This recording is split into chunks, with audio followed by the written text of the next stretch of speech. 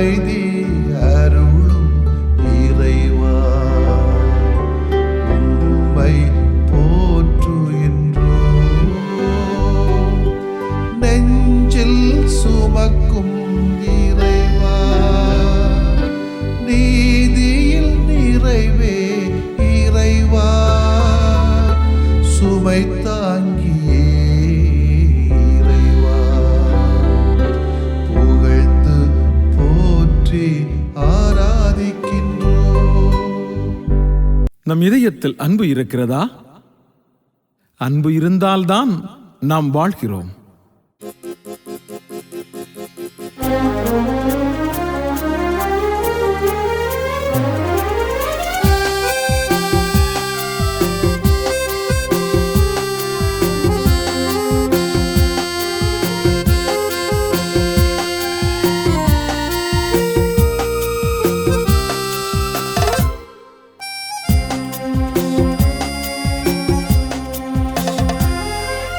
அன்புக்கு அணையேது இறைவா, உம் அன்புக்கு இணையேது தலைவா.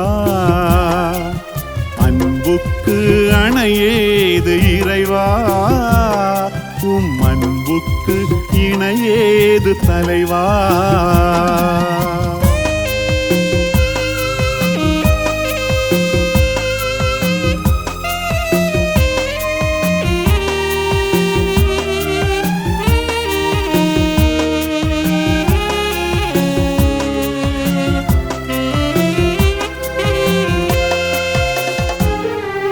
மலை போல என்றும் தொடரான அன்பு, அசையாத மலை போல வலுவான அன்பு.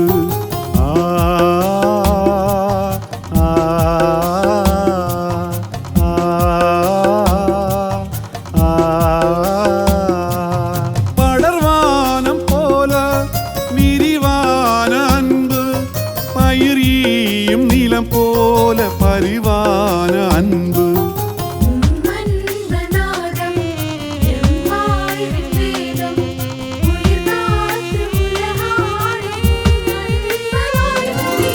அன்பு அன்பு அன்பு அன்பு அன்பு அன்பு அன்பு அன்பு. அன்புக்கு அணையேது இறைவா, உம் அன்புக்கு இணையேது தலைவா.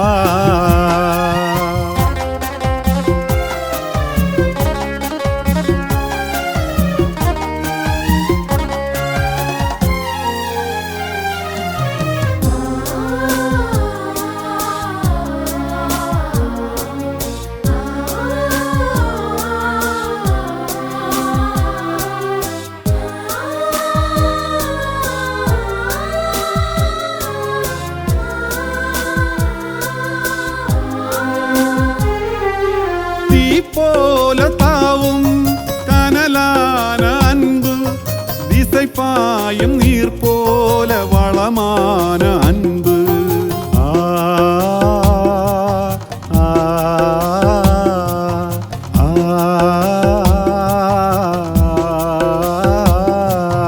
மென்தண்டல் போல மெலிதான அன்பு, என்றென்றும் வாழும் நிலையான அன்பு.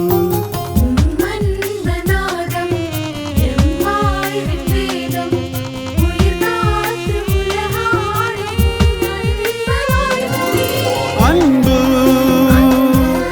அன்பு அன்பு அன்பு அன்பு அன்பு அன்பு அன்பு. அன்புக்கு அணையேது இறைவா, உம் அன்புக்கு இணையேது தலைவா. அன்புக்கு அணையேது இறைவா, உம் அன்புக்கு இணையேது தலைவா.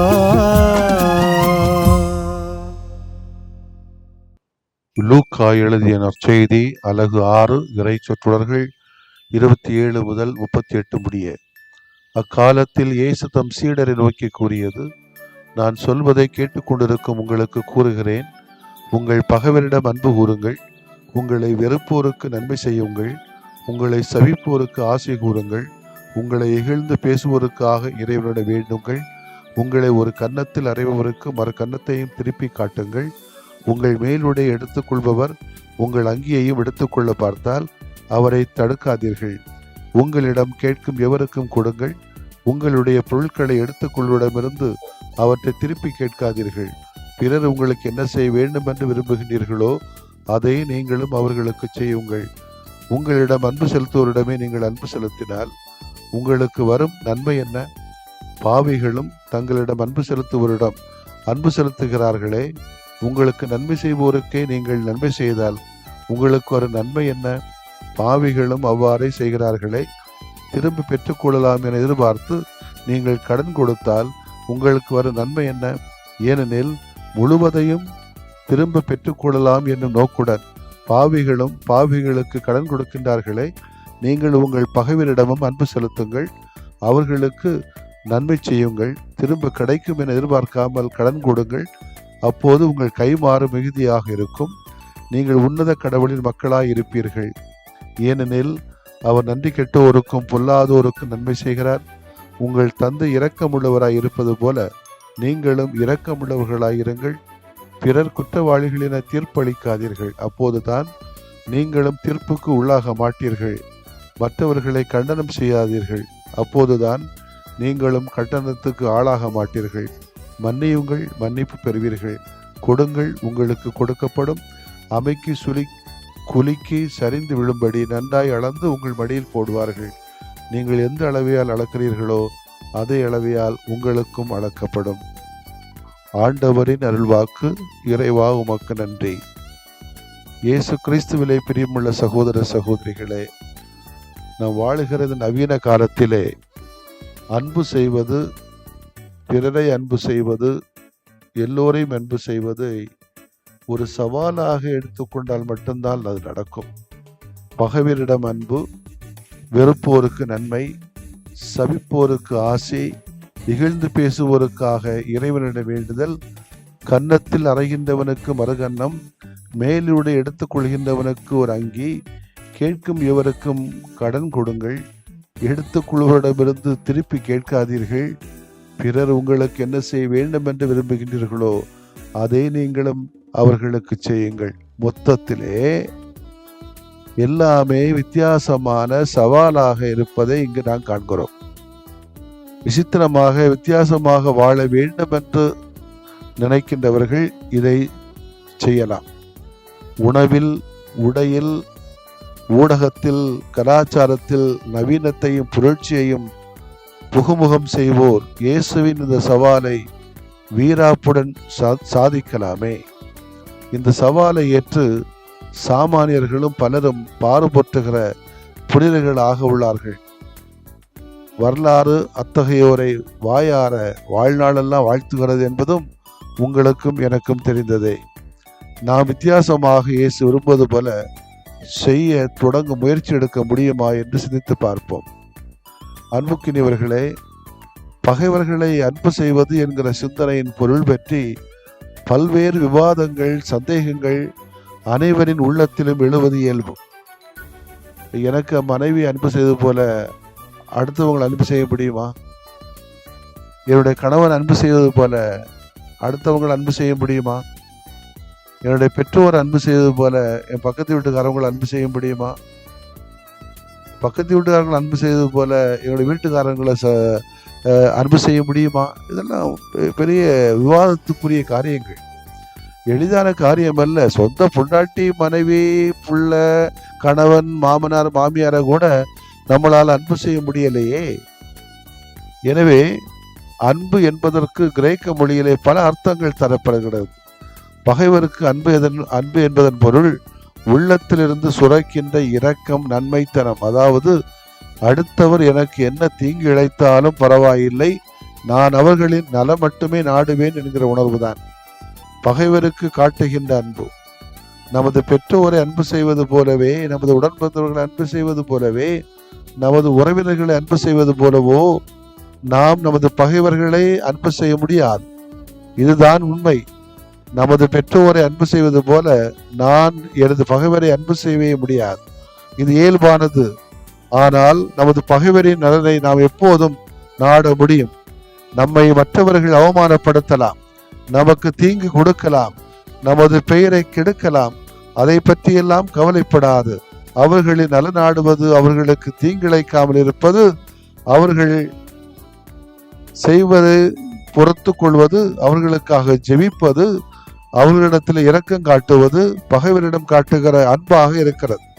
அவர்கள் அதை ஏற்றுக்கொள்ளாததும் ஏற்றுக்கொள்வதும் அவர்களை சார்ந்தது. ஆனால் நான் எத்தகைய நேரத்திலும் அவர்கள் மீது வெறுப்பு காட்ட மாட்டேன் என்கிற எண்ணம் பகைவர்களுக்கு காட்டுகிற அன்பு.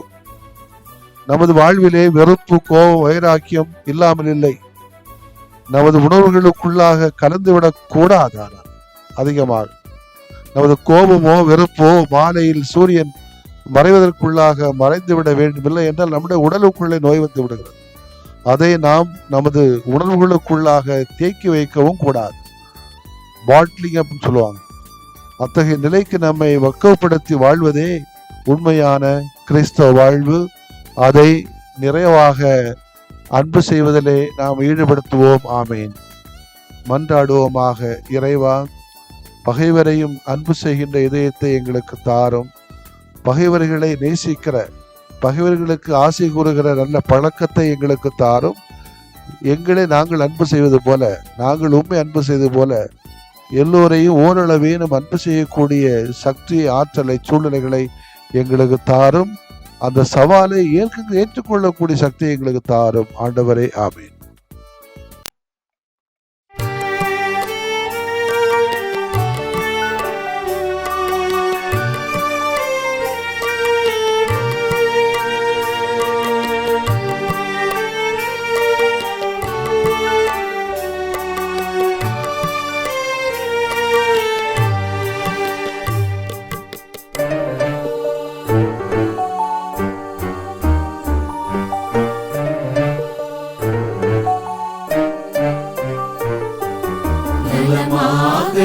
வாழ வரம் தாருமே, எம் நிலை மாற்றி உனில் வாழ நலம் தாருமே.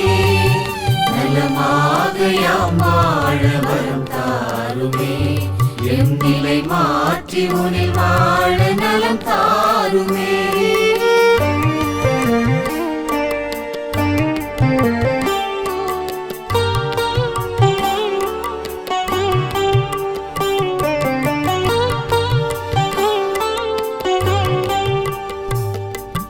மகிழ்வில்லா மனமென்றால் மனநோயா, அதில் மகிழ்வாக நீ வந்து நலம் தாருமே. நலமாக யாம் வாழ வரம் தாருமே.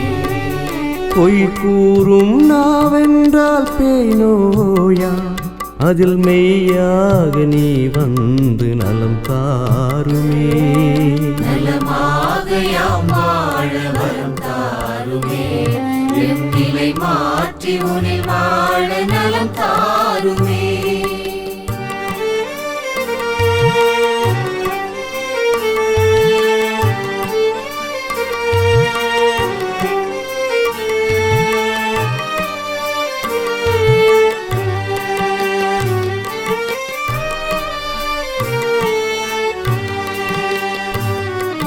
பாராட்டா பண்பென்றால் பகை நோயா, அதில் பண்பாக நீ வந்து நலம் தாருமே. நலமாக யாம் வாழ வரம் தாருமே. சினமொன்றே குணமென்றால் சிரம் நோயா, அதில் சிரிப்பாக நீ வந்து நலம் தாருமே. நலமாக யாம் வாழ வரம் தாருமே, எம் நிலை மாற்றி உனில் வாழ நலம் தாருமே.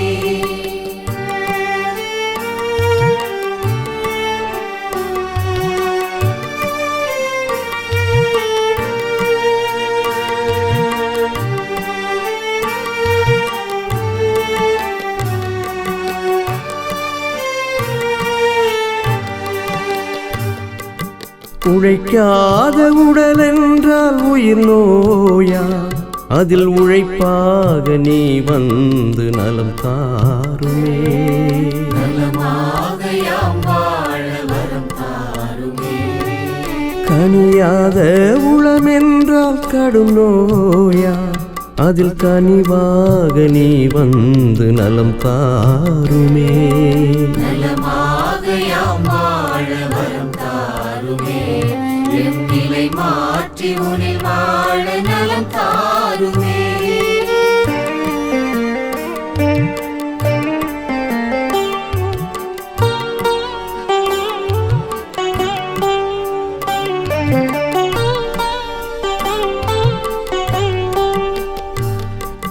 நல்லெண்ணம் இழந்திட்டால் உளநோயா, அதில் நல் உணர்வாய் நீ வந்து நலம் தாருமே. நலமாக யாம் வாழ வரம் தாருமே. நம்பிக்கை களைந்திட்டால் வாழ்வில்லையா, அதில் நலமாக்கும் நீ வந்து வாழ்வாகுமே. நலமாக யாம் வாழ வரம் தாருமே. எம் நிலை மாற்றி உனில் வாழ நலம் தாருமே.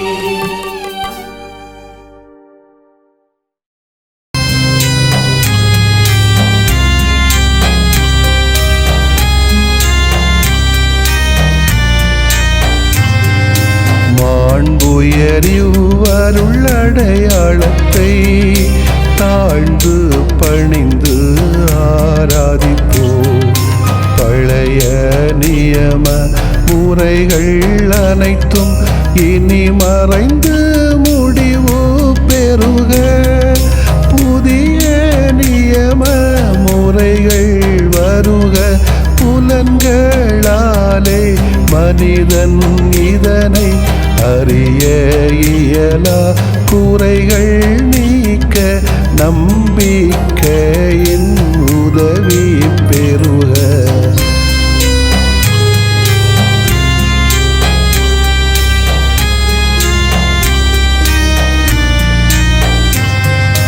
தந்தை அவர்க்கும் மகன் அவர்க்கும் புகழ்ச்சியோடு வெற்றியாக்கும். மீட்பின் பெருமை மாட்சிமையோடு வலிமை வாழ்த்து யாவுமாக. இருவரிடமாய் வருகின்றவராம் தூய ஆவியானவர்க்கும் அளவில்லாத சமப்புகழ்ச்சி என்றுமே உண்டாகுக. ஆமென். வானின்று அவர்களுக்கு அப்பமளித்தீரே, இனிமையெல்லாம் தன்னகத்தில் கொண்ட அப்பம் இதுவே. மன்றாடுவோமாக. இறைவா, இந்த வியப்புக்குரிய அருளடையாளத்திலே உம்முடைய பாடுகளின் நினைவு எங்களுக்கு விட்டு சென்றீ. உம் திருவுடல் திருரத்தமாகியவற்றின் தூய மறைபொருளை வணங்கும் நாங்கள் உமது மீட்பின் பயனை இடைவிடாமல் துய்த்து உணர்ந்து மகிழ அருள்வீராக. தந்தையாகிய இறைவனோடும் தூய ஆவியாரின் ஒன்றிப்பில் இறைவனா என்றென்றும் வாழ்ந்து ஆட்சி செய்கின்ற உம்மை மன்றாடுகிறோம்.